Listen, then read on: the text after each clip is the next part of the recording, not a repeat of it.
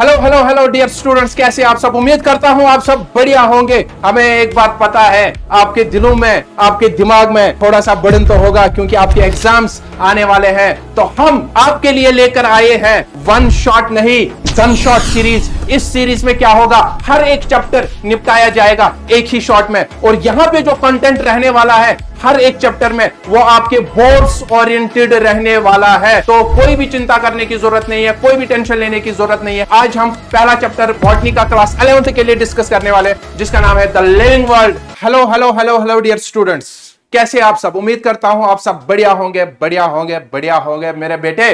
तो आज हम डिस्कस करने वाले हैं आपके क्लास 11th का बॉटनी का पहला chapter, that is the living world.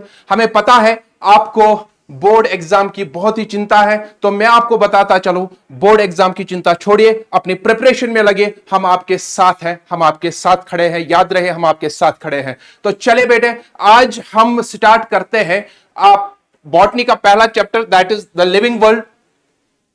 तो चले बेटे, पहला जो हमारा टॉपिक यहां पे होगा, देखिए भाई, इस लेक्चर के जो आपको पीडीएफ नोट्स मिलेंगे वो आपको इस पीडब्ल्यू ऐप पे मिलेंगे, जिसको आप सभी जानते होंगे, सभी ठीक है ना। तो आप क्या काम करेंगे, सबसे पहले अगर आपके पास ये पीडब्ल्यू ऐप अपने फोन में डाउनलोड है तो ठीक बात है, अगर नहीं है तो डाउनलोड करें। उसके बाद आप इन लेक्चर्स के जो पीडीएफ नोट्स हैं वो वहां से ले सकते हैं, and that too free of cost. Yes absolutely. तो चले बेटे, डिस्कस करते हैं इस चैप्टर को, that is the living world. इसको हम एक शॉट में निपटाते हैं, सही बात है ना। एक शॉट नहीं, वन शॉट नहीं, गन शॉट, ठीक है। तो चले मेरे बेटे, आज का जो पहला टॉपिक हमारा यहां पे रहेगा, that is biodiversity, that is biodiversity. देखिए मेरे बेटे, सिंपल भाषा में याद रखिए, ये जो लेक्चर होने वाला है ये आपके बोर्ड एग्जाम को टारगेट करेगा, या आपके बोर्ड एग्जाम को टारगेट करेगा, या आपको बोर्ड एग्जाम को टारगेट करेगा। मैं बार बार ये बात दोहरा रहा हूं, सही बात है ना। तो चले देखिए पहला टॉपिक, दैट इज बायोडाइवर्सिटी। अगर आप इस बायोडाइवर्सिटी में देखेंगे तो यहां पे आपको दो टर्म्स मिलेंगी। Number one is bio and number second is diversity.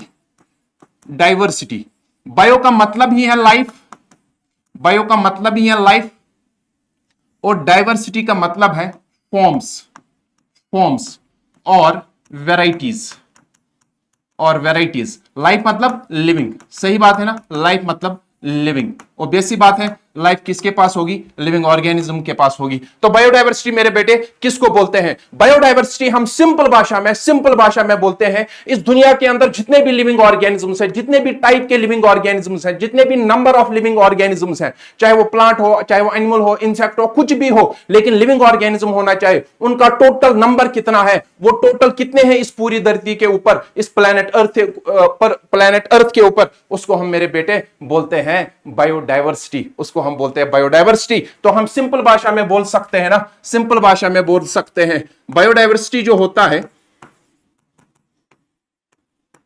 Biodiversity जो होता है is total number and varieties, total number and varieties of living organisms, of living organisms, of living organisms present on planet earth, present on planet earth, present on planet earth। तो अगर हम देखेंगे हमारे पास NCERT के according हमारे पास एक data है, हमारे पास इस अर्थ के ऊपर 1.7 टू 1.8 मिलियन स्पीशीज है। कितना मेरे बेटे, 1.7 to 1.8 million species, 1.7 to 1.8 million species. ध्यान से सुनिए, ये वो स्पीशीज का नंबर है, ये वो स्पीशीज का नंबर है इस दुनिया के ऊपर जिनको हमने क्लासिफाई किया हुआ है, जिनको हमने नाम रखा है, जिनको हमने आइडेंटिफाई किया हुआ है। तो सर इसका मतलब यह हुआ इसके बाहर भी बहुत सारी स्पीशीज है। हां बिल्कुल, बहुत सारी स्पीशीज है, इससे ज्यादा बहुत सारी स्पीशीज है जिनको अभी तक आइडेंटिफाई नहीं किया गया, क्लासिफाई नहीं किया गया, सही बात है ना। तो ये वाली जो स्पीशीज है, ये वाली जो स्पीशीज है, these species are taxonomically known species, taxonomically known species, taxonomically known species. Sir taxonomically known species बोलने का मतलब सर जिनको हमने क्लासिफाई किया, आइडेंटिफाई किया, नाम रखा गया उनका, दैट मींस ये हमारे पास नोन स्पीशीज है, ये हमारे पास नोन स्पीशीज है। इतना number out of this number मेरे बेटे, आउट ऑफ दिस नंबर ध्यान से समझना, 1.2 मिलियन 1.2 मिलियन जो है 1.2 मिलियन जो है वो है एनिमल्स एंड 0.5 मिलियन जो है 0.5 मिलियन जो है वो है मेरे बेटे प्लांट्स। और अगर आपको एनिमल्स में देखना होगा सबसे ज्यादा कौन होते हैं, ध्यान से समझिए भाई। एमंग एनिमल्स इंसेक्ट्स होते हैं maximum, that means phylum arthropoda, अपने क्लास 11th लिविंग वर्ल्ड में पढ़ा होगा मेरे बेटे। और अगर हम देखेंगे एमंग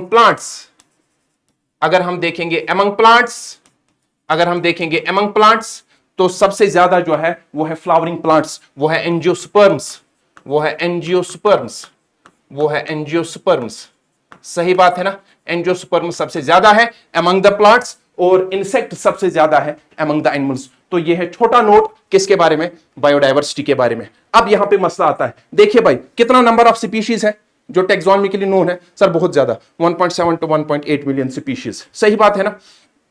तो क्या हुआ, ये जो बहुत बड़ा नंबर है स्पीशीज का ऑन दिस प्लैनेट अर्थ, इनको एक बारी में अलग अलग पढ़ना बहुत ही मुश्किल मैं नहीं बोलूंगा, नामुमकिन है। सही बात है ना। To study all of them individually, this whole number of species, to study all of them individually is impossible. ठीक है ना। इसीलिए क्या किया साइंटिस्ट लोगों ने टेक्सोनॉमिस्ट्स ने इनको क्लासिफाई किया into different groups, into different categories. सही बात है ना। तो यही बात हम यहां पे बोलेंगे, छोटा सा टॉपिक, नीड फॉर क्लासिफिकेशन। क्यों क्लासिफिकेशन की जरूरत पड़ी? देखिए मेरे बेटे, मैं शॉर्ट में बोलूंगा, huge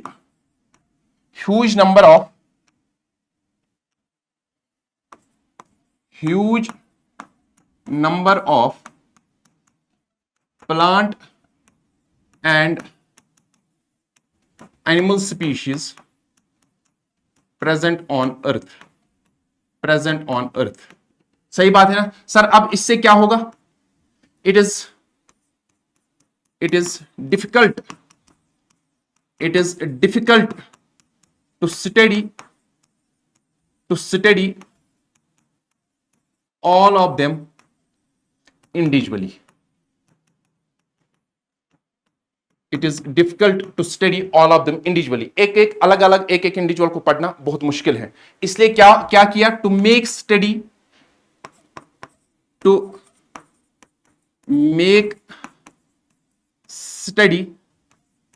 of living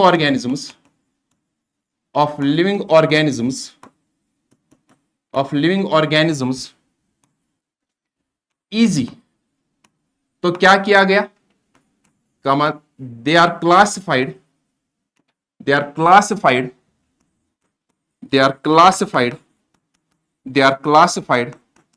into convenient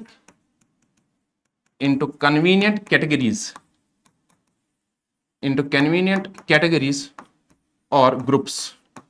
इनको डिफरेंट ग्रुप्स में क्लासिफाई किया गया और इस वजह से हमारे पास जो स्टडी इनकी है वो आसान बन गई। ठीक है ना मेरे बेटे। देखिए मैं आपको एक सिंपल सा एग्जांपल दूंगा, आपको बात समझ में आ जाएगी। देखिए मेरे बेटे, हमारे पास आप एक काम एग्जांपल लेकर चले ह्यूमन बींग्स की। अगर आप इस पूरे अर्थ के ऊपर देखेंगे तो जो नंबर है दैट इज कुछ बिलियन होगा। सही बात है ना। ह्यूमन पॉपुलेशन जो है पूरे प्लेनेट अर्थ के ऊपर दैट इज कुछ बिलियन होगा। सही बात है ना। एग्जैक्ट नंबर मुझे याद नहीं है।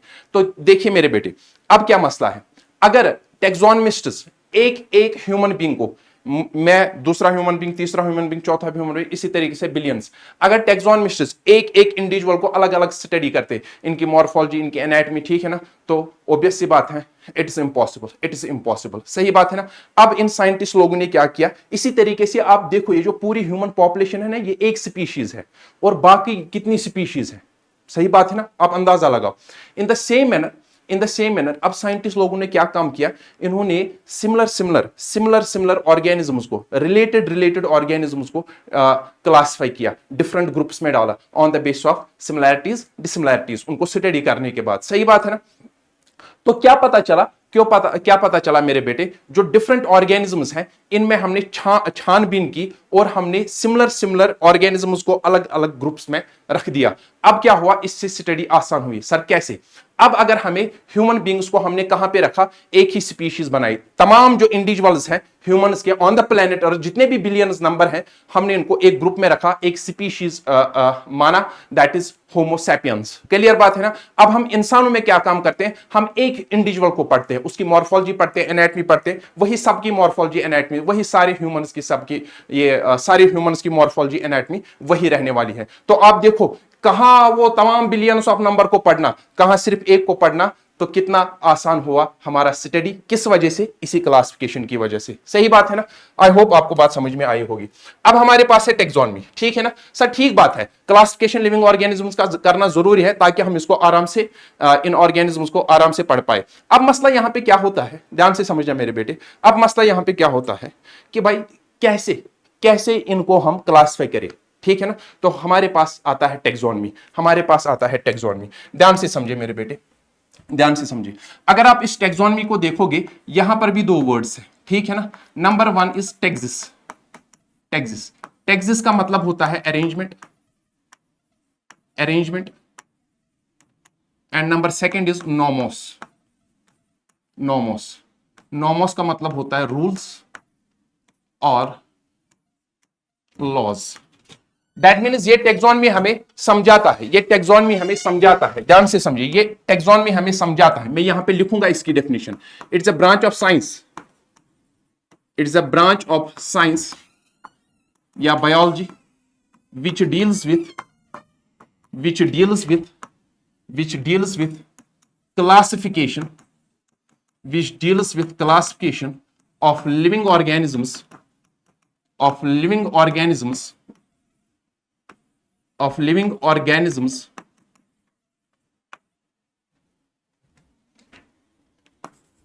by following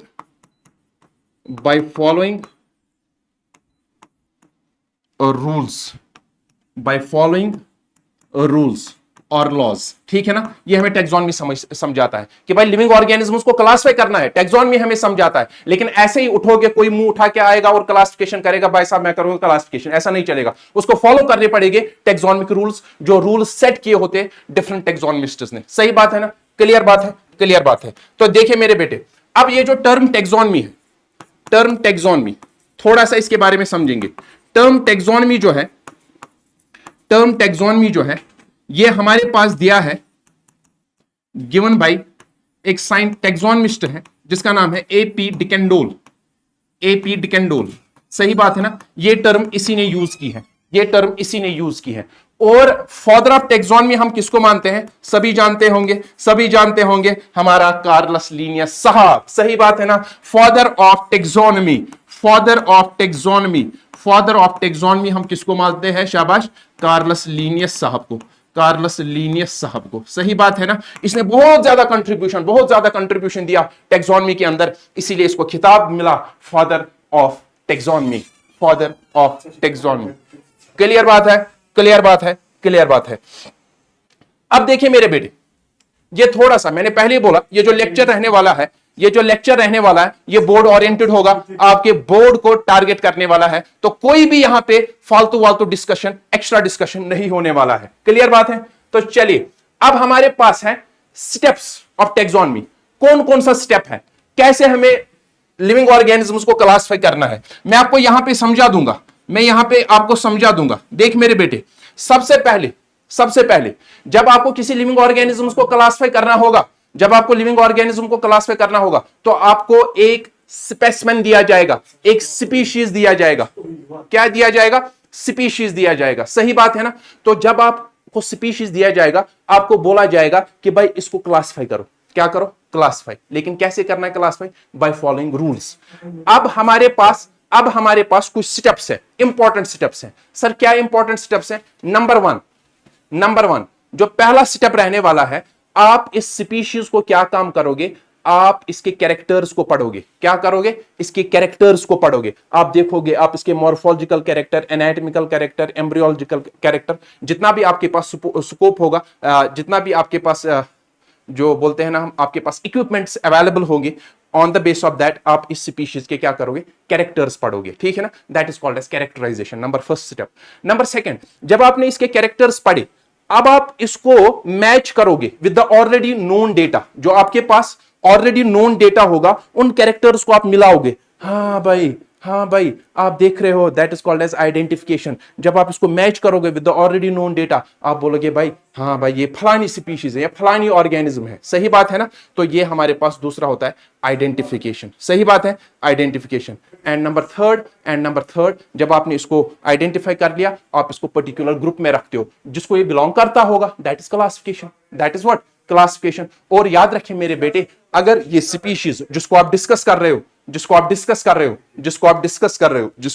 कर रहे हो मेरे बेटे, जिसको आप स्टडी कर रहे हो, अगर ये स्पीशीज नई थी, डिस्कवर नहीं थी, तो आपको इसको नाम देना पड़ेगा। That is what is called as nomenclature. हाँ, अगर by the way, by chance, अगर आप जिस स्पीशीज को स्टडी कर रहे हो, अगर वो ऑलरेडी नोन स्पीशीज निकली, तो नाम देने की जरूरत नहीं है, वो ऑलरेडी रखा गया होगा। यही सारी बातें यहां पे लिखी हुई है। तो स्टेप्स क्या है हमारे पास मेरे बेटे, स्टेप्स क्या है? Number first is characterization. आपको तो ये है हमारे पास पहला स्टेप, कैरेक्टराइजेशन, जहां पे हम ऑर्गेनिज्म के कैरेक्टर्स को स्टडी करते, चाहे वो मॉर्फोलॉजिकल कैरेक्टर्स हो, एनाटॉमिकल, बिहेवियरल, कुछ भी कैरेक्टर्स हो। सही बात है ना मेरे बेटे। इसके बाद नंबर सेकंड है आइडेंटिफिकेशन। आप इस ऑर्गेनिज्म को, इट्स अ प्रोसेस, इधर देखना मेरे बेटे, इट्स अ प्रोसेस। कौन सा प्रोसेस है? By which an organism is recognized from the other already known organisms. जो आपके पास ऑलरेडी डेटा प्रेजेंट होगा, उसके साथ मैच करोगे। ठीक है ना। और क्लासिफिकेशन, नंबर थर्ड स्टेप हमारे पास आता है क्लासिफिकेशन। क्लासिफिकेशन में क्या करते हैं? आप ऑर्गेनिज्म को अपनी कन्वीनियंट कैटेगरी में रखते हो, अपनी ग्रुप में रखते हो, जिसको वो बिलोंग करता होगा, on the base of easily observable characters. और मैंने बोला फोर्थ स्टेप जो होगा, दैट विल बी नॉमेनक्लेचर। नाम देना होगा, इट्स असाइनिंग ऑफ नेम। लेकिन ये डिपेंड करेगा, अगर स्पीशीज ऑलरेडी नोन है तो आपको नाम देना नहीं होगा, लेकिन अगर स्पीशीज नई होगी जिसको आप पढ़ रहे होगे, तो नाम देना होगा, नॉमेनक्लेचर भी रहेगा। सही बात है ना। तो चलिए, अब हमारे पास है टॉपिक सिस्टमैटिक्स। तो ये एक वर्ड से डिराइव किया गया, systematics, derived from systema, derived from word that is systema, derived from systema. इसका मतलब क्या होता है? Systematic arrangement, systematic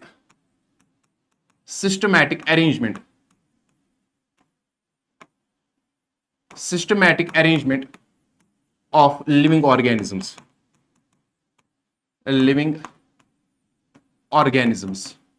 systematic arrangement of living organisms is what is called as systematics. देखिए, थोड़ा सा इसको एक्सप्लेन करने की कोशिश करेंगे।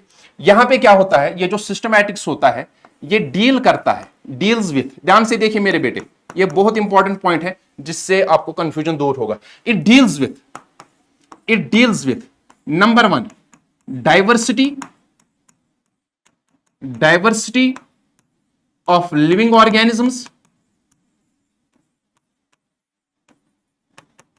Deals with diversity of living organisms and किसके साथ डील करता है मेरे बेटे? नंबर सेकंड, किसके साथ डील करता है? It deals with evolutionary relationship, evolutionary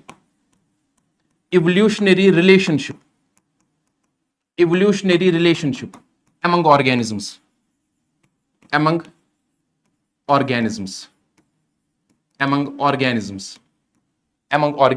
सही बात है ना, क्लियर बात है। देखो मैं समझाता हूं।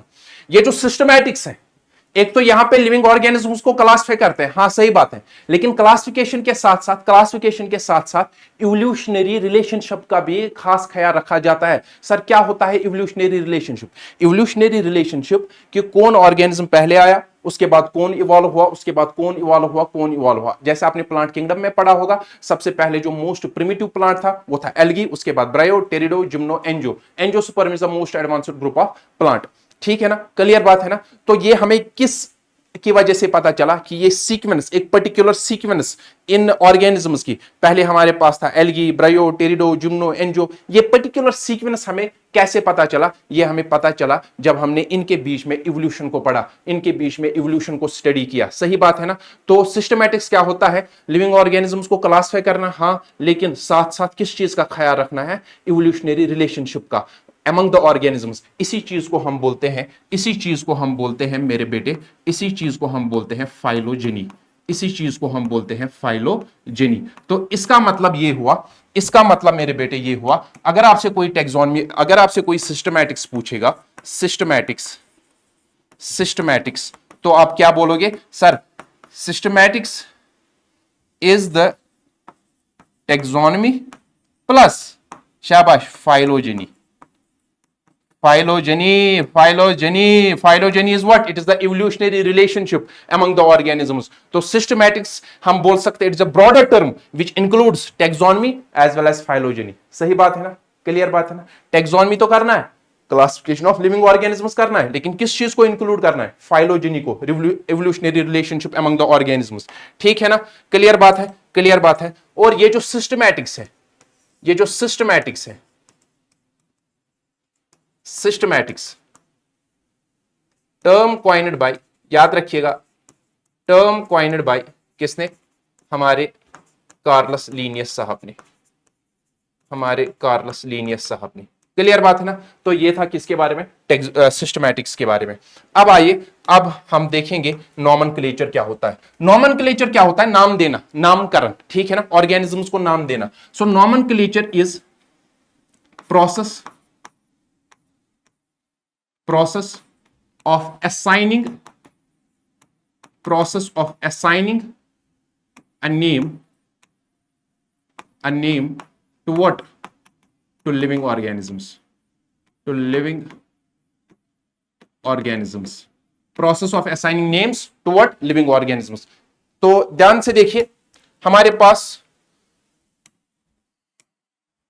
दो तरीके हैं नाम देने के।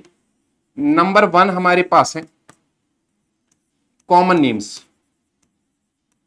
कॉमन नेम्स, कॉमन नेम्स, इनको हम बोलते हैं वर्निक्यूलर, वर्निक्यूलर नेम। सही बात है ना? दूसरा हमारे पास है, दूसरा हमारे पास है scientific name, scientific name, scientific name. सही बात है? और इनको हम बोलते हैं, साइंटिफिक नेम को आप बोल सकते हो टेक्निकल नेम्स, टेक्निकल, टेक्निकल, सही बात है, टेक्निकल नेम्स। क्लियर बात है ना? तो देखिए मेरे बेटे, देखिए मेरे बेटे, साइंटिफिक नेम्स जो है क्या होता है? कॉमन नेम्स पहले देखेंगे, कॉमन नेम्स क्या होता है। कॉमन नेम अपनी पर्टिकुलर लैंग्वेज में रखा जाता है। जैसे मैं आपको एक एग्जांपल दूंगा, आलू जो है, आलू, इसको हम कश्मीर में बोलते हैं ओलव, ठीक है ना, लेकिन बाहर इसको बोलते हैं आलू, ठीक है ना, इंग्लिश में बोलते हैं पोटैटो। तो ऑर्गेनिजम्स को नाम देना अपनी कॉमन लैंग्वेज में, और ऑब्वियस सी बात है ये वैरी होगा from person to person, from location to location, तो इसमें बहुत ज्यादा कंफ्यूजन रहने वाला है। सही बात है ना? जब एक ही ऑर्गेनिज्म को बहुत सारे नामों से जानेंगे हम, तो उसमें ऑब्वियस सी बात है एम्बिग्यूटी बहुत ज्यादा रहेगी। तो कॉमन नेम्स क्या होते हैं? शाबाश, कॉमन नेम्स क्या होते हैं? Given in local languages,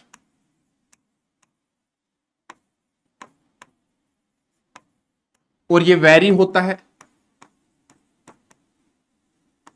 varies from region to region, और शाबाश, पर्सन टू पर्सन। सही बात है ना? और इसमें क्या होगा? It is full of ambiguity, it is full of ambiguity, it is full of ambiguity. Clear बात है?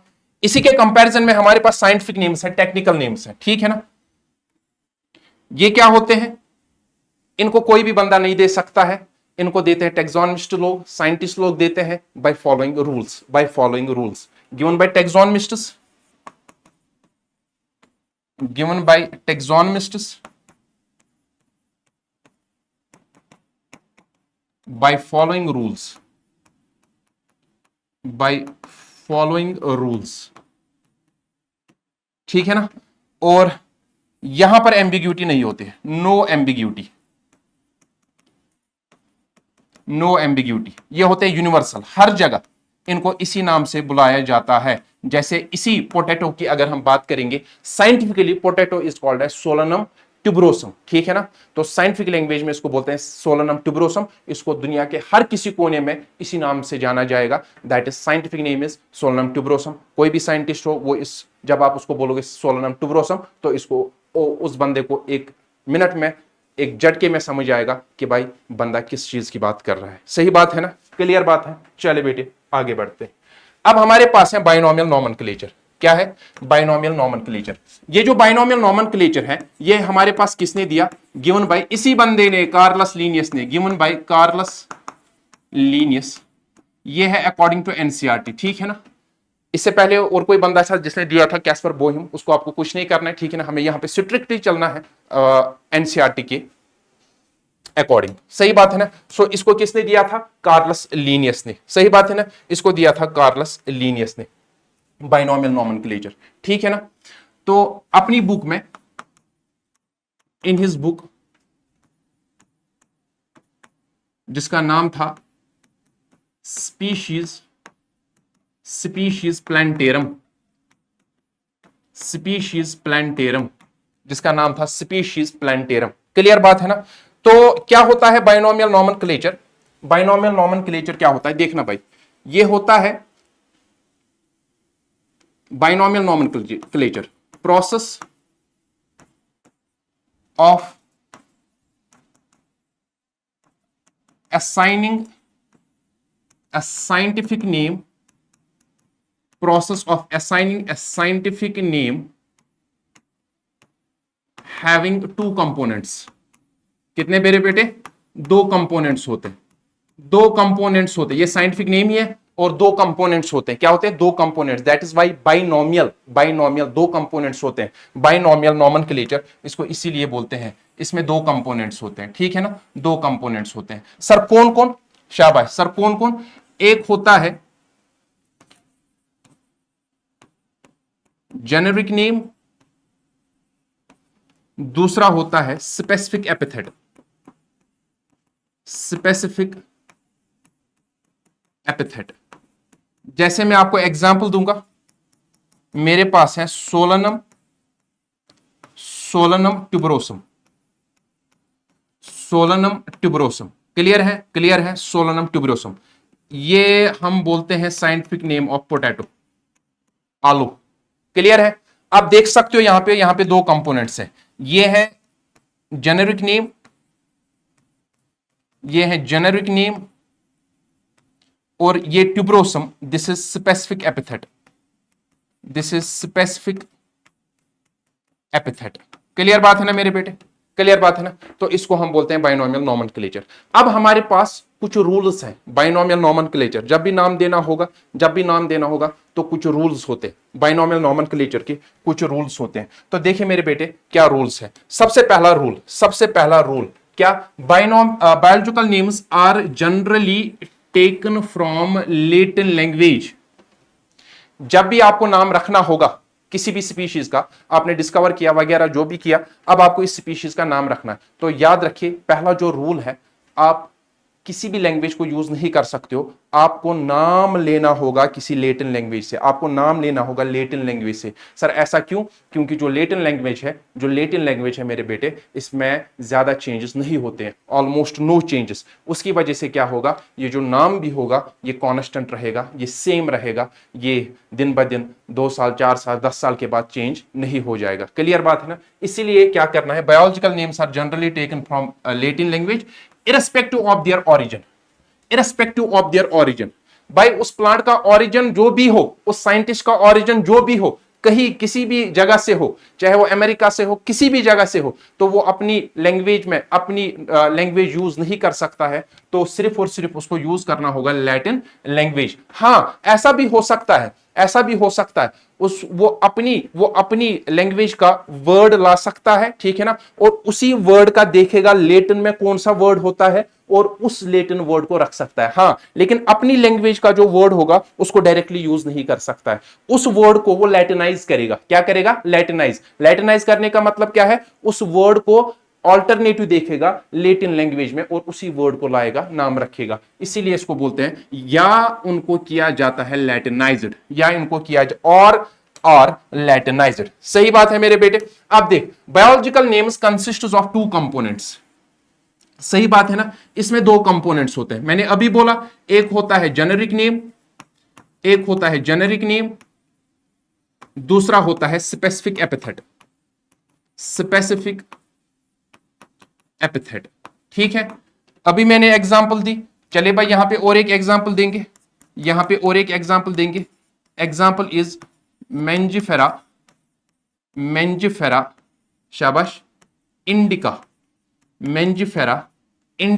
और यहां पे मैं लिखूंगा लिन, LINN। अभी पता चलेगा ये लिन क्या होता है। This is mango, this is what मेरे बेटे, दिस इज मैंगो।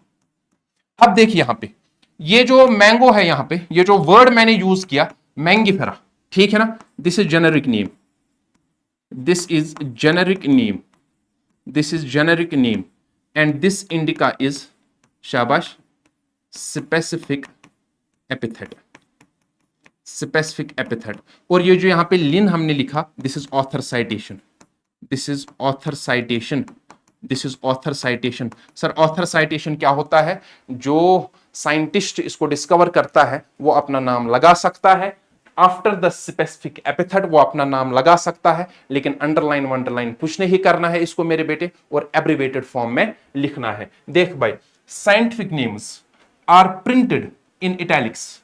जब आप इसको कंप्यूटर से प्रिंट करते हो तो आपको इटैलिक्स में लिखना होगा। सही बात है ना। लेकिन अगर हाथ से लिख रहे हो, जैसे मैं लिख रहा हूं बोर्ड पे हाथ से, ठीक है ना, तो आपको जरूरी जेनरिक एपिथेट और स्पेसिफिक एपिथेट को अलग अलग अंडरलाइन करना होगा। आपको जेनरिक नेम और स्पेसिफिक एपिथेट को अलग अलग अंडरलाइन करना होगा। सर इससे क्या होता है? इससे इनका लैटिन ओरिजिन जाहिर होता है। देखो भाई, प्रिंटेड इन इटैलिक्स और अंडरलाइन इट सेपरेटली। कब? when handwritten, ठीक है ना, टू इंडिकेट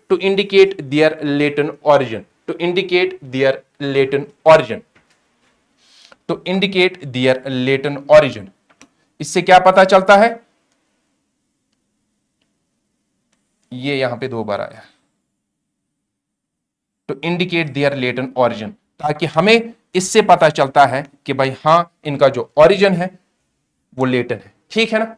और एक बात आप यहां पे देख सकते हो, जो जेनेरिक नेम है इसका जो पहला लेटर होगा वो हम कैपिटल लिखते हैं, और स्पीशीज का पहला लेटर स्मॉल लिखते हैं। This is the 4th rule. First letter of genus starts with capital letter, while the specific epithet starts with small letter. ठीक है ना। और मैंने बोला ऑथर साइटेशन, ऑथर का नाम जो इसको डिस्कवर करता है इस स्पीशीज को, उसका नाम हम स्पेसिफिक एपिथेट के बाद लिखते हैं और एब्रिवेटेड फॉर्म में लिखते हैं। अंडरलाइन वंडरलाइन कुछ नहीं होता। ये है 5th रूल। क्या है? नेम ऑफ ऑथर या discoverer is written after specific epithet in abbreviated form. It is not underlined nor italicised. ना इसको आपको इटैलिक्स में लिखने की जरूरत होती है, ना अंडरलाइन करना होता है। क्लियर बात है ना? क्लियर बात है।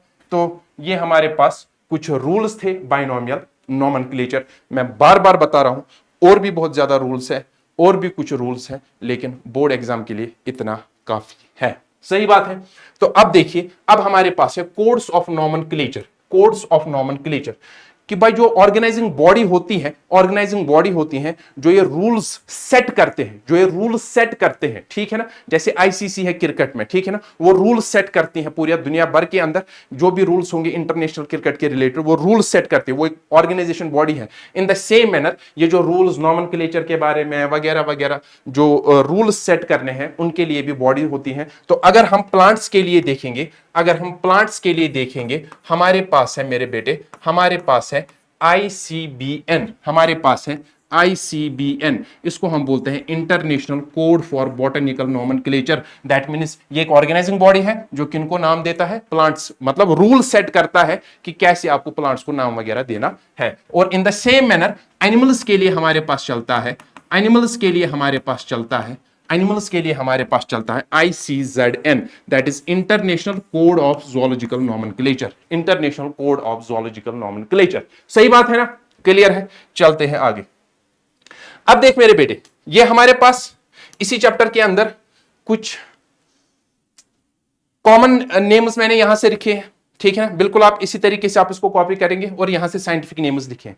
ये हमें आगे जाके जो हमें चीजें आएंगी उनको समझने में बहुत ज्यादा हेल्प करेंगी, ठीक है? जैसे हमारे पास है पोटैटो, इसका है scientific name solanum, solanum tuberosum, solanum tuberosum, ठीक है? इसके बाद हमारे पास है brinjal, that is solanum melongena, solanum melongena, solanum melongena. हमारे पास है मैकॉय, या जिसको आप बोलते हैं ब्लैक नाइट शेड, इसको हम बोलते हैं Solanum, Solanum nigrum, Solanum nigrum. ये बहुत आसान है, आपकी एनसीईआरटी पे लिखे हुए हैं। तो मैं क्या काम करूंगा, मैं आपसे ये चाहूंगा कि आप इनके नाम, साइंटिफिक नेम्स, बस इतनों के काफी हैं। यहां से जो कॉमन नेम्स दिए हैं यहां से आप इनके साइंटिफिक नाम लिखेंगे। क्लियर बात है ना, क्लियर बात है? तो चले मेरे बेटे आगे बढ़ते हैं। अब हमारे पास है टेक्सोनॉमिक कैटेगरीज। क्या है मेरे बेटे? Taxonomic categories. देखना, समझते हैं टेक्सोनॉमिक कैटेगरीज को। देख बच्चे, जो टेक्सोनॉमिक कैटेगरीज होता है, आपको पता है जो क्लासिफिकेशन प्रोसेस है, जो क्लासिफिकेशन प्रोसेस है, हाँ भाई, जो क्लासिफिकेशन प्रोसेस है, जो क्लासिफिकेशन प्रोसेस है, it is not a single step, it is not a single step, not a single step.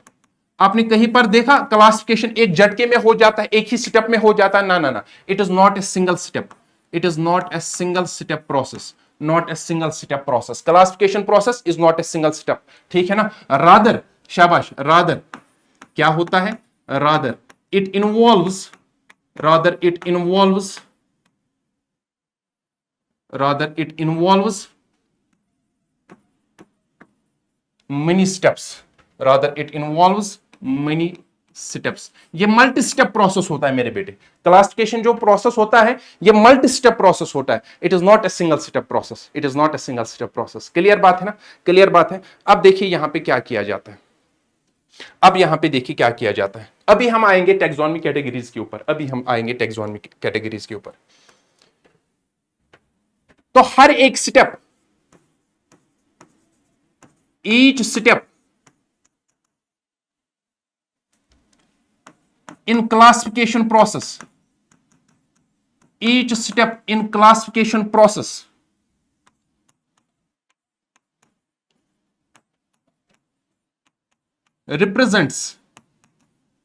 represents a rank or category या टैक्सोन, ठीक है ना? अगर आप टैक्सोन का प्लूरल देखेंगे, plural, that is taxa, that is taxa. Taxon is singular, taxon is singular, ठीक है ना? हर एक स्टेप को, क्लासिफिकेशन मैंने पहले ही बोला सिंगल स्टेप प्रोसेस नहीं होता, it's a multi step process. और हर एक स्टेप को, हर एक स्टेप को मेरे बेटे हम क्या बोलते हैं? हर एक स्टेप को हम बोलते हैं रैंक और category, that is what is called as taxonomic category, और यू कॉल इट रैंक, ठीक है ना? लेकिन आप, मैं आपको समझाना चाहूंगा, यहां पर एक छोटी सी डिफरेंस है, small difference, small difference, small difference between, small difference between taxon and category. Small difference, एक छोटी सी डिफरेंस मैं आपको समझा। हाँ, मोटा मोटा आप इनको एक ही बोल सकते हो, मोटा मोटा, लेकिन अगर आप बेसिक लेवल पर जाओगे, बेसिक लेवल पर, ठीक है ना, एक माइन्यूट लेवल पर, तो यहां पे एक छोटी सी डिफरेंस देखने को मिलती है। सर वो क्या है? देखना मेरे बेटे, मैं समझाऊंगा। यहां से मैं लूंगा टैक्सोन और यहां से मैं लूंगा कैटेगरी, यहां से मैं लूंगा कैटेगरी। आराम से इस चीज को समझो, आराम से इस चीज को समझो, आराम से इस चीज को समझो। जैसे मैं मान के चलूंगा, मैं आपको एक एग्जांपल दूंगा। एक पोस्ट है हमारे पास, पोस्ट, ओहदा, DC Srinagar. DC Srinagar is a post, DC Srinagar is a post, ठीक है ना, डीसी का पोस्ट है, एक कुर्सी है, एक ओहदा है। लेकिन जब आप बात करते हो ना, आप सोचो आराम से, आराम से, थोड़ा टाइम लो, रिफ्रेश करो अपने माइंड को, आप थोड़ा टाइम लो, आप सोचो ये जो डीसी श्रीनगर है ना, ये पोस्ट है, ये एक कुर्सी है, ये एक ओहदा है। लेकिन इस ओहदे पर कोई बंदा बैठा है, कोई ऑर्गेनिज्म बैठा है, कोई लिविंग ऑर्गेनिज्म बैठा है। बात समझ में आ रही है? तो रफली उसको बोलते हैं हम डीसी श्रीनगर, उसको भी हम बोलते हैं डीसी श्रीनगर। लेकिन अगर आप माइन्यूट लेवल पर देखोगे, ये जो डीसी श्रीनगर है ना, ये एक पोस्ट है। उस पोस्ट पर, उस कुर्सी पर एक लिविंग ऑर्गेनिज्म, मिस्टर फलानी फलानी जो भी होगा, उस पर बैठा होगा। सही बात है ना? सही बात है ना? ये जो पोस्ट है ना, ये जो कुर्सी है, ये जो ओहदा है, इट इज टैक्सोनॉमिक कैटेगरी। और इस टैक्सोनॉमिक कैटेगरी पर, इस टैक्सोनॉमिक कैटेगरी पर जो बंदा बैठा है ना, जो बंदा बैठा है, that is what is called as taxon, living entity. I hope the point is clear now. ठीक है ना? मैं ऐसा उम्मीद करता हूं। देख मेरे बेटे, यहां पे मैं लिखूंगा, जो कैटेगरी होता है, कैटेगरी होता है, it is a rank, it is a rank. That means ये ओहदा है, और इस ओहदे पर कौन सा ऑर्गेनिज्म बैठा है, इट रिप्रेजेंट्स, जो टैक्सोन, इट रिप्रेजेंट्स, शाबाश, it represents living entity, it represents living entity. सही बात है ना? मैं यहां पे एग्जांपल दूंगा। अब देख मेरे बेटे, अब हम पढ़ रहे हैं क्या? अब हम पढ़ रहे हैं साइंस, अब हम पढ़ रहे हैं टेक्सोनॉमी, ठीक है ना? मैं यहां पे डीसी श्रीनगर तो नहीं बोल सकता हूं, ठीक है? अब हम अपनी भाषा में क्या देंगे? एग्जाम्पल देंगे। देख मेरे बेटे, देख मैं क्या एग्जाम्पल दूंगा। जो टेक्सोन है, ठीक है ना, मैं यहां पे लिखूंगा, ध्यान से देखना, मैं यहां पे लिखूंगा सोलनम। क्या लिखूंगा? सोलनम। क्यों मैंने ये बात की? क्योंकि हमने इसके बारे में बहुत दफा नाम लिया, ठीक है ना? अब हम इसको जानते हैं। This is Solanum. आप देखो भाई, सोलनम जब आप बोलते हो ना, सोलनम, तो आपको दिमाग में आ जाता है, हाँ भाई, हाँ, ये एक ऑर्गेनिज्म है। क्या है ये ऑर्गेनिज्म? ये सोलनम ट्यूबरोसम भी हो सकता है, जैसे मैंने यहां पर बोला, ये सोलनम ट्यूबरोसम भी हो सकता है, ये सोलनम मेलोंजिना भी हो सकता है, ये सोलनम नाइग्रोम। लेकिन बात यहां पे मुझे ये बोलनी है, जब भी मैं बात करता हूं ना सोलनम की, सोलनम, नेम सोलनम, आपके दिमाग में क्या आता है? हाँ भाई, ऑर्गेनिज्म, या आलो हो सकता है, या ब्रिंजल हो सकता है, या मैकॉय हो सकता है, ठीक है ना? तो this Solanum is a living organism. लेकिन ये किस ओहदे पर बैठा है? ये किस ओहदे पर बैठा है? ये जीनस वाली कैटेगरी पर बैठा है, ये जीनस वाली रैंक पर बैठा है, ये जीनस वाली रैंक पर बैठा है। तो जब मैं बात करूंगा genus, it's a rank, it's a category. लेकिन जब मैं बोलूंगा सोलनम, नो डाउट ये जीनस है, लेकिन जीनस इसकी रैंक है। इस रैंक पर कौन बैठा है? सोलनम। अब ये सोलनम बनेगा टैक्सोन, ये बनेगा लिविंग एंटिटी। सही बात है ना? क्लियर बात है ना? आई होप ये बात आपको समझ में आई होगी, ये बात आपको समझ में आई होगी। अब देख मेरे बेटे, अब ये जो टैक्सोनॉमिक कैटेगरीज है ना हमारे पास, अब ये जो टैक्सोनॉमिक कैटेगरीज हमारे पास है, ये जो टैक्सोनॉमिक कैटेगरीज हमारे पास है, सर कितनी टैक्सोनॉमिक कैटेगरीज होती है हमारे पास? सही बात है ना? तो याद रखिए, जब भी आपको क्लासिफिकेशन करना होगा, तो आपको 7 टैक्सोनॉमिक कैटेगरीज का जरूरी इस्तेमाल करना होगा, ठीक है ना? तो हमारे पास क्या होता है? 7 obligate taxonomic categories. 7 obligate. Obligate क्यों बोलते हैं? ओब्लिगेट क्यों बोलते हैं? क्योंकि जब भी आपको लिविंग ऑर्गेनिज्म को क्लासिफाई करना होगा, तो आपको इन 7 टैक्सोनॉमिक कैटेगरीज का इस्तेमाल करना होगा। तो यहां पे हमारे पास है 7 obligate taxonomic, 7 obligate taxonomic categories, 7 obligate taxonomic categories which include, sir वो कौन कौन है? शाबाश, विच इंक्लूड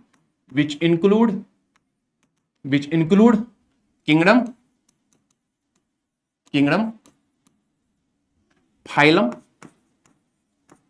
फाइलम हम यूज करते हैं किन के लिए? एनिमल्स के लिए। और अगर प्लांट होगा उसके लिए हम यूज करते हैं डिवीजन। ये बात याद रखिएगा। फाइलम हम यूज करते हैं किन के लिए? शाबाश, फाइलम हम यूज करते हैं एनिमल्स के लिए, एनिमल क्लासिफिकेशन में यूज करते हैं, और प्लांट क्लासिफिकेशन में यूज करते हैं हम क्या? डिवीजन। सही बात है ना? उसके बाद class, order, family, genus and species. इसमें जो हमारे पास स्पीशीज है, it is smallest taxonomic group, और ये जो किंगडम है, it is highest taxonomic category, highest category, highest taxonomic category, highest taxonomic category according to your syllabus. ठीक है ना सर? क्या किंगडम के बाद भी कुछ है? हाँ आते हैं, डोमेन आता है वगैरह वगैरह, ठीक है, बहुत सारे कैटेगरीज आते हैं, लेकिन लेकिन लेकिन ये 7 ओब्लिगेट टैक्सोनॉमिक कैटेगरीज है। जब भी आपको किसी भी लिविंग ऑर्गेनिज्म को क्लासिफाई करना होगा, इन 7 में से आप किसी भी एक को नहीं छोड़ सकते हो। That's why they are called as obligate, that is why they are called as obligate, that is why they are called as obligate। आप इसको कैसे याद रख सकते हो? शाबाश, आप इसको कैसे याद रख सकते हो? आप इसको कैसे याद रख सकते हो? हमारे पास है एक ट्रिक छोटी सी, that is keep pots clean और फैमिली गेट्स सिक। सही बात है ना? ये देखिए आप, के किंगडम, पी फाइलम, और यहीं पे याद रखना है फाइलम होगा तब जब एनिमल होगा, और अगर प्लांट होगा तो डिवीजन होगा class, order, family, genus, species. तो ये हमारे पास है 7 टैक्सोनॉमिक कैटेगरीज।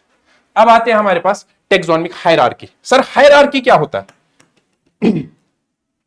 सर हायरार्की क्या होता है? मेरे बेटे हायरार्की होता है जब आप किसी चीज को एक पर्टिकुलर ऑर्डर में रखते हो, या तो असेंडिंग ऑर्डर में या डिसेंडिंग ऑर्डर में। That is what is called as hierarchy.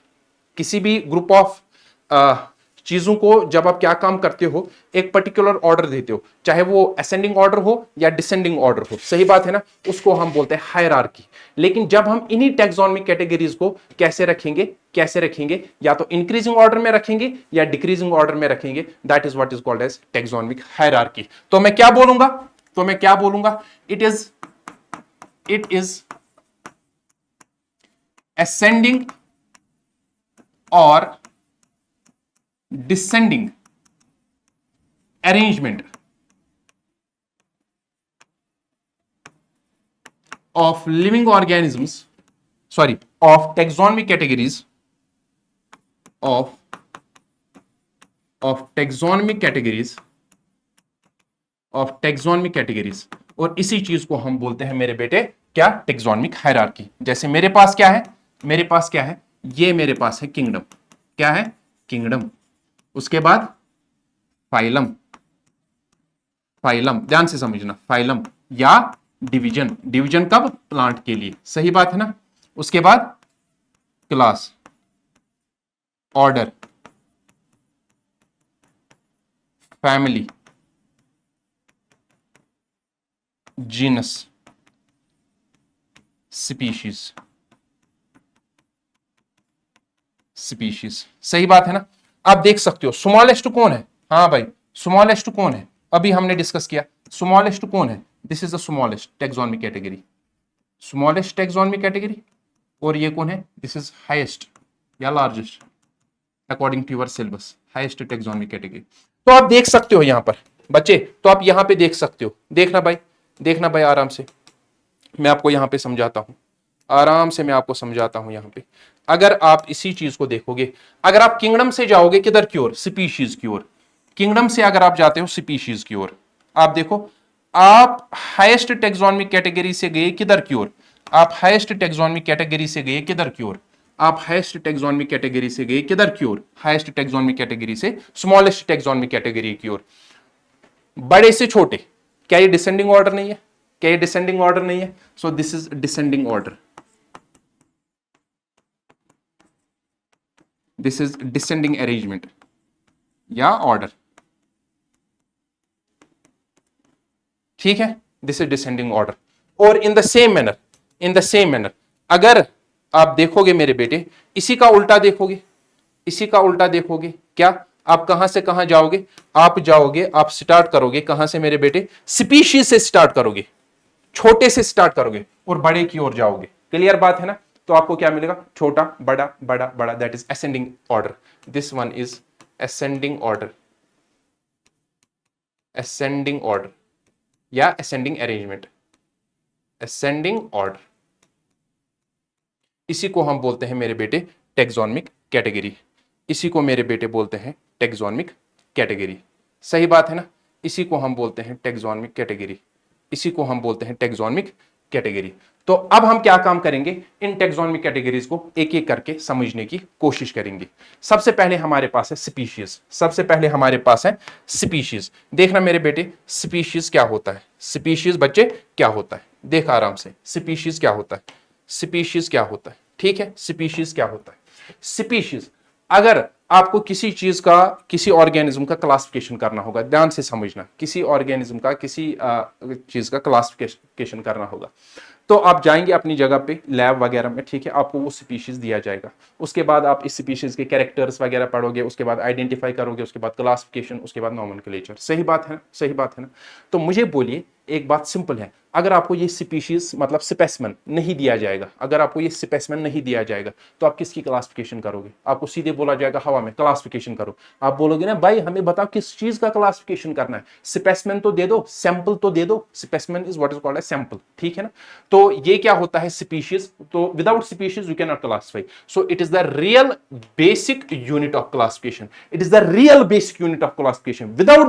Without this you can not classify, ठीक है ना? सो ये क्या होता है? It's a group of individual organisms with fundamental similarities as a species. It's a group of living organism with fundamental similarities. Sir fundamental similarities बोलने का मतलब क्या है? सिंपल मेरे बेटे, फंडामेंटल सिमिलैरिटीज बोलने का मतलब ये है कि भाई ये जो हमारे पास ग्रुप ऑफ ह्यूमन बींग्स है, ठीक है ना, पूरी दुनिया के अंदर जितने भी ह्यूमन बींग्स हैं, अब देखो ये फंडामेंटली सिमिलर है। सर फंडामेंटली सिमिलर मतलब हर एक के दो आंखें हैं यहां पर, ठीक है ना, पोजीशन यहां पर, ठीक है ना, सर ऐसा है, 10 उंगलियां हैं, 2 टांगे हैं, 2 बाजू हैं, ऐसा मतलब बेसिक स्ट्रक्चर जो है वो सेम है, ठीक है ना? ऐसे ग्रुप ऑफ इंडिविजुअल्स को एनसीईआरटी ने बोला है स्पीशीज। हमारे पास बायोलॉजिकल स्पीशीज कॉन्सेप्ट है जिसने डिफाइन किया है हमारे पास है बायोलॉजिकल स्पीशीज कॉन्सेप्ट जिसके जरिए हम समझते हैं स्पीशीज की डेफिनेशन। नो डाउट इसमें भी बहुत सारी ड्रॉबैक्स हैं, हमें उधर की ओर नहीं जाना है। तो ये बायोलॉजिकल स्पीशीज कॉन्सेप्ट दिया था अर्नेस्ट मेयर ने। किसने दिया था मेरे बेटे? अर्नेस्ट मेयर ने। This biological species concept was given by Ernst mayor.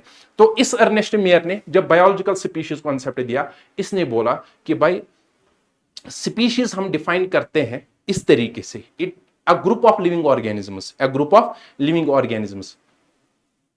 which can interbreed among themselves, जो आपस में इंटरब्रीड करेंगे and produce fertile offsprings।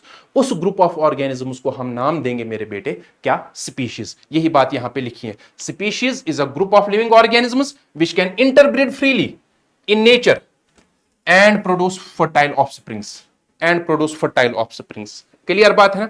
ऐसा ग्रुप ऑफ ऑर्गेनिजम्स जो आपस में इंटरब्रीड करेगा, इंटरब्रीड करने के बाद फर्टाइल ऑफस्प्रिंग्स बनाएगा। नो डाउट इस species concept, biological species concept में भी ड्रॉबैक्स हैं, लेकिन उधर की ओर हमें नहीं जाना है। मैंने पहले ही बोला ये जो लेक्चर होने वाला है, ये आपके बोर्ड्स को टारगेट करेगा, यहां पे उधर इधर की बातें नहीं होगी, सिर्फ और सिर्फ आपके बोर्ड एग्जामिनेशन के रिलेटेड बात होगी।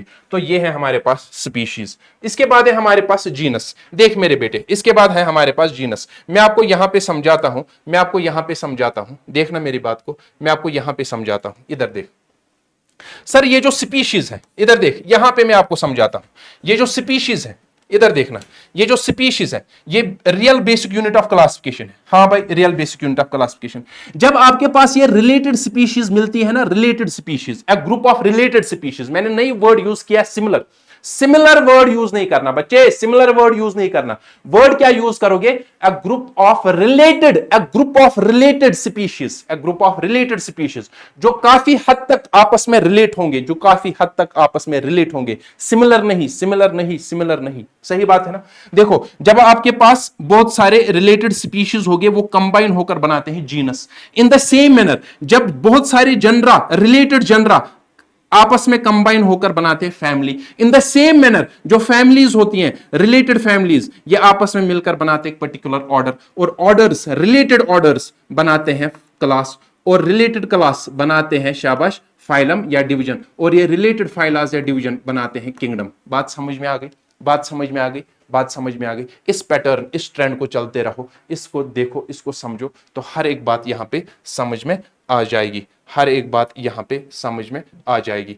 चले भाई, जीनस क्या होता है? पहला स्पीशीज देखा, जब रिलेटेड स्पीशीज आएंगे, रिलेटेड ग्रुप ऑफ स्पीशीज, वो क्या बनाएंगे? जीनस बनाएंगे। क्या बनाएंगे मेरे बेटे? जीनस बनाएंगे। तो यही बात है यहां पर, यही बात है यहां पर। It's a group of related species, it's a group of related species. देखना मेरे बेटे, it's a group of related species, it's a group of related species. सही बात है, क्लियर बात है, क्लियर बात है। अब देखिए एनसीईआरटी की एक लाइन मैं यहां पे समझाता हूं, एनसीईआरटी की एक लाइन को मैं यहां पे समझाता हूं।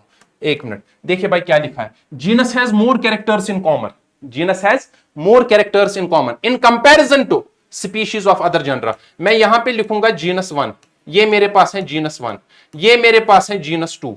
इस बात को समझो, ये मेरे पास है जीनस 1 और ये मेरे पास है जीनस 2। यहां पे इस जीनस में मान के चलो, यहां पे है स्पीशीज ए, यहां पे है species B, because this genus is a group of related species not similar. और यहां पे मान के चलो, यहां पे species C. In the same manner इस जीनस 2 में मान के चलो, यहां पे है स्पीशीज अल्फा, यहां पे है स्पीशीज बीटा, यहां पे है स्पीशीज गामा। क्लियर बात है ना, क्लियर बात है ना, ये डिफरेंट स्पीशीज है। अब देखो एनसीईआरटी ने क्या बोला है, समझना इस बात को। Genus has more characters in common, genus has more characters in common in comparison to species of other genera, in comparison to species of other genera। अगर आप इन स्पीशीज को देखोगे मेरे बेटे, अगर आप इन स्पीशीज को आपस में देखोगे, इनके आपस में बीच में बहुत ज्यादा बहुत ज्यादा बहुत ज्यादा कॉमन कैरेक्टर्स होंगे। सही बात है ना, तब जाके इन्होंने एक पर्टिकुलर जीनस बनाया। लेकिन जब आप इन स्पीशीज अल्फा बीटा गामा को आपस में कंपेयर करोगे, तो इस जीनस 2 के ये जो 3 स्पीशीज हैं अल्फा बीटा गामा, इनके बीच में जो स्पीशीज, इनके बीच में जो कैरेक्टर्स होंगे वो काफी हद तक क्या होंगे? कॉमन होंगे। बात समझ में आ रही? लेकिन जब आप इन दो को कंपेयर करोगे, लेकिन जब आप इन दो को कंपेयर करोगे, इनके और इनके बीच में, इनके और इनके बीच में जो कॉमन कैरेक्टर्स होंगे वो बहुत बहुत बहुत कम होंगे। क्लियर बात है ना, ये एनसीईआरटी बोलने का मतलब है। एग्जाम्पल, एग्जाम्पल, एक एक एग्जाम्पल आप एग्जाम में लेकर चल सकते हो, एक एक एग्जाम्पल काफी है। सही बात है ना, एक एक एग्जाम्पल काफी है। हमारे पास है सोलनम, हमारे पास है Solanum, this is genus, this is what? This is genus. और इस जीनस में रिलेटेड स्पीशीज आती हैं, इस जीनस में रिलेटेड स्पीशीज आते हैं, जैसे ट्यूबरोसम, जैसे मेलोंजिना, जैसे नाइग्रम। अगर आपको अभी याद होगा, मैंने वहां पे नाम लिखाए थे, common names, scientific names. Solanum ये है जीनस एंड ट्यूबरोसम ये है रिलेटेड स्पीशीज, ये है रिलेटेड स्पीशीज। तब जाके इन्होंने एक पर्टिकुलर जीनस बनाया, तब जाके इन्होंने एक पर्टिकुलर जीनस बनाया। सिमिलर स्पीशीज नहीं है, रिलेटेड स्पीशीज है। क्लियर बात है, क्लियर बात है, क्लियर बात है। देखिए मेरे बेटे, अब हमारे पास है नंबर नेक्स्ट, फैमिली। फैमिलीज को कैसे हम डिफाइन करते हैं? ऑब्वियस सी बात है, जीनस से ऊपर जाओ तो रिलेटेड जनरा जो होंगे वो क्या बनाएंगे? फैमिली। इसी को हमने बोला है it's a group of related genera, it's a group of related genera. तो याद रखिए, जब भी हम प्लांट फैमिलीज बनाते हैं, जब भी हम प्लांट ग्रुप के अंदर, प्लांट किंगडम के अंदर फैमिलीज बनाते हैं इन प्लांट, तो वहां पे हम किसका इस्तेमाल करते हैं? एक तो वेजिटेटिव कैरेक्टर्स का इस्तेमाल करते हैं और रिप्रोडक्टिव फीचर्स का इस्तेमाल करते हैं। वेजिटेटिव फीचर्स का इस्तेमाल करते हैं और मेरे बेटे रिप्रोडक्टिव फीचर्स का इस्तेमाल करते हैं। ठीक है ना, क्लियर बात है। तो यहां पे एग्जांपल आप देख सकते हो, solanaceae, solanaceae, this solanaceae is a family, this is a plant family, आलू फैमिली। ठीक है ना, this is family, this is potato family. मैं यहां पे लिखूंगा इसको पोटैटो फैमिली। ठीक है ना, है तो फैमिली और इसमें रिलेटेड जनरा आते हैं। This is Solanum genus, this is दतूरा genus and this one is पिट्यूनिया genus. जब ये 3 रिलेटेड जनरा आपस में मिलते हैं, रिलेटेड जनरा, तो एक पर्टिकुलर फैमिली बनती है, तो एक पर्टिकुलर फैमिली बनती है। मैंने पहले ही बोला, एक एक एग्जांपल काफी है आपके बोर्ड एग्जाम के पर्सपेक्टिव से। चलिए, अब हमारे पास है ऑर्डर। ऑब्वियस सी बात है, ऑर्डर, ऑर्डर। ठीक है ना, ऑर्डर। फैमिली के ऊपर जाओ आपको ऑर्डर मिलेगा। कैसे ऑर्डर मिलेगा? कैसे ऑर्डर बनेगा? जब रिलेटेड शाबाश फैमिलीज मिलेंगी तो वो क्या बनाएंगे? Order. That means it's a group of शाबाश रिलेटेड फैमिलीज। तो याद रखिए भाई, जब आप प्लांट फैमिलीज को बनाते हो, जब आप प्लांट फैमिलीज को बनाते हो, जब आप प्लांट फैमिलीज को कैरेक्टराइज करते हो, तो आपको याद रखना होगा उस टाइम पे आपको जरूरी कौन सा कैरेक्टर लेना होता है? Floral characters. कौन से कैरेक्टर्स लेने होते हैं? फ्लोरल कैरेक्टर्स, मतलब फ्लावर कैरेक्टर्स। सही बात है ना, फ्लावर कैरेक्टर्स। ठीक है, तो ये हमारे पास एग्जाम्पल है, ये हमारे पास मेरे बेटे एग्जाम्पल है polemoniales. Polemoniales, it's a plant order, it's a plant order. इसमें हमारे पास रिलेटेड फैमिलीज, ये convolvulaceae, this is a family, this is a family, this is a family, and this solanaceae, this is a family. सही बात है ना। ये plant family जो होती हैं, ये प्लांट फैमिलीज दो, कन्वोल्वुलेसी और सोलोनेसी, ये रिलेटेड फैमिलीज होती हैं और ये मिलकर एक पर्टिकुलर प्लांट ऑर्डर बनाते हैं जिसका नाम है पॉलीमोनियल्स, जिसका नाम है polynomials. In the same manner we have class, we have what, class. तो ऑब्वियस सी बात है, क्लास को आप कैसे बोलोगे, कैसे डिफाइन करोगे? Sir it's a group of related orders. Order के ऊपर आप जाओ, आपको क्लास मिलेगा, जो रिलेटेड ऑर्डर्स होंगे वो क्या बनाएंगे? एक पर्टिकुलर क्लास बनाएंगे। अगर आपको पता होगा, अगर आपको पता होगा, एक प्लांट ऑर्डर हमारे पास है, एक क्लास है हमारे पास, एक क्लास है हमारे पास जिसको हम बोलते हैं डाइकोटिलिडनी, डाइकोटिलिडनी, जिनको ना आप डाइकॉट्स बोलते हो, ठीक है ना। एंजियोस्पर्म्स के अंदर वहां पे दो क्लास होते हैं, मोनोकॉट्स और डाइकॉट्स, ठीक है ना। यहां पे हमने एग्जांपल ली है डाइकोटिलिडनी, मतलब डाइकॉट्स, ठीक है ना। तो यहां पे क्या क्या आते हैं? It's a group of related orders, it's a group of related orders. ये सेपेंडेल्स भी ऑर्डर है, ये सेपेंडेल्स भी ऑर्डर है, और ये पॉलीमोनियल्स भी ऑर्डर है मेरे बेटे, ये पॉलीमोनियल्स भी ऑर्डर है, लेकिन ये रिलेटेड ऑर्डर्स है। क्या है बच्चे? रिलेटेड ऑर्डर्स है। तभी जाके इन्होंने एक पर्टिकुलर क्लास बनाया जिसको आप बोलते हैं डाइकोटिलिडनी, मतलब वो प्लांट जिसके सीड के अंदर दो कॉटलिडन्स होते हैं, और भी बहुत सारे कैरेक्टर्स होते हैं। सही बात है। इसके बाद है फाइलम या डिवीजन। मैंने पहले ही बोला बेटे, फाइलम हम किसके लिए यूज करते हैं? एनिमल क्लासिफिकेशन के लिए। और डिवीजन हम किसके लिए यूज करते हैं? Plant classification. सही बात है ना। तो फाइलम या डिवीजन, इसको आप कैसे डिफाइन करते हो? आप बोलते हो sir it is a group of related classes. जब आपको रिलेटेड क्लासेस मिलते हैं तो उसके ऊपर जब आप जाते हो तो आपको या मिलेगा फाइलम या मिलेगा डिवीजन। अगर आप एनिमल्स की बात करते होगे तो आपको फाइलम यूज करना होगा, अगर आप प्लांट्स की बात करते होगे तो आपको डिवीजन चूज करना होगा। सही बात है ना। तो हमारे पास एक एग्जाम्पल है एंजियोस्पर्मी, हमारे पास है एग्जाम्पल एक एंजियोस्पर्मी, ठीक है ना। एक एंजियोस्पर्मी हमारे पास एग्जाम्पल है एंजियोस्पर्मी। देखना मेरे बेटे, एंजियोस्पर्मी, एंजियोस्पर्मी, क्लियर बात है। सो एंजियोस्पर्मी एक प्लांट है, ठीक है ना, प्लांट का डिवीजन है, तो हम यूज करेंगे टर्म यहां पे डिवीजन। फाइलम यूज नहीं करेंगे, फाइलम यूज नहीं करेंगे। सर क्यों नहीं करेंगे यूज फाइलम? क्यों नहीं करेंगे यूज फाइलम? सर क्योंकि द रीजन इज, हम बात कर रहे हैं प्लांट की, इसीलिए हम वर्ड करेंगे यूज डिवीजन, ठीक है ना। तो इस डिवीजन में दो क्लासेस आते हैं, monocotyledonae, it is a class, it is a class जिसमें सिंगल कॉटलिडन होता है, और डाइकॉटलिडनी ये भी क्लास है, ठीक है ना। इसमें रिलेटेड कैरेक्टर्स, ये जो रिलेटेड क्लासेस होते हैं मोनोकॉटलिडनी और डाइकॉटलिडनी, ये दो रिलेटेड क्लासेस मिलकर एक डिवीजन बनाते हैं, एक डिवीजन बनाते हैं। क्लियर बात है, क्लियर बात है। इसके बाद है हमारे पास last, that is kingdom, that is what मेरे बेटे, किंगडम। तो जब आप इस रिलेटेड फाइला या डिवीजन, अगर आप प्लांट की बात करते हो तो डिवीजन, अगर एनिमल की बात करते हो शाबाश तो फाइलम। तो अब ये रिलेटेड फाइला या डिवीजन आपस में मिलते हैं और ये बनाते हैं किंगडम। क्या बनाते हैं? किंगडम। तो देखिए भाई, ग्रुप ऑफ रिलेटेड फाइला या divisions, group of related phyla या डिविजन्स। आपको इसी तरीके से ऊपर ऊपर ऊपर एक एक स्टेप चलना है जैसे मैंने आपको बताया। क्लियर बात है ना। तो देखिए, it is the highest taxonomy category. जो आपका सिलेबस है, हाँ भाई, जो आपका सिलेबस है वहां पे हमारे पास ये है हाईएस्ट टेक्सोनॉमी कैटेगरी। कौन? किंगडम। तो ठीक है ना। तो प्लांट किंगडम जो है, प्लांट किंगडम जो है, इसको हम कैसे डिफाइन करेंगे? It's a group of related divisions, it's a group of related divisions. In the same manner animal kingdom को हम कैसे डिफाइन करेंगे? आप बोलेंगे sir it's a group of related phyla, it's a group of related phyla, it's a group of related phyla. तो example क्या है sir? Plant kingdom के अंदर सारे प्लांट्स आएंगे और एनिमल किंगडम के अंदर सारे, मेरे बेटे, सारे एनिमल्स आएंगे। क्लियर बात है ना, क्लियर बात है।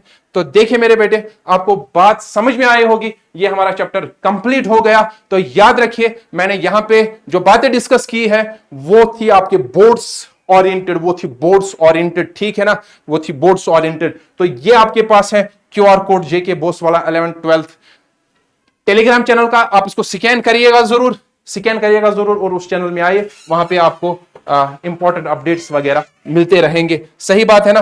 तो चलिए मेरे बेटे, मुझे दीजिए इजाजत। अब ये कंप्लीट हो गया पूरा का पूरा चैप्टर। मुझे दीजिए इजाजत, मुझे दीजिए इजाजत। अपनी दुआओं में याद रखिएगा, अपनी दुआओं में याद रखिएगा। मिलते हैं अगली बार, नेक्स्ट टाइम मिलेंगे नेक्स्ट चैप्टर के साथ।